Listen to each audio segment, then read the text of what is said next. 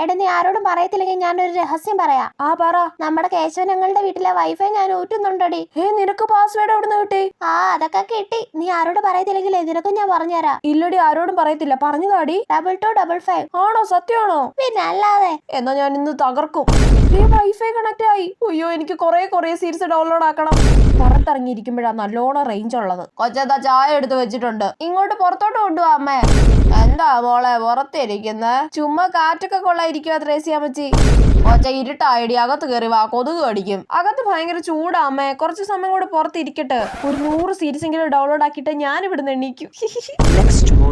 ഇതെന്താ കണക്ട് ആവാത്തെ? അമ്മച്ചി, അവിടെ കേശവചേട്ടന്റെ വീട്ടിൽ എന്താ ഒരു ബഹളം കേട്ടത്?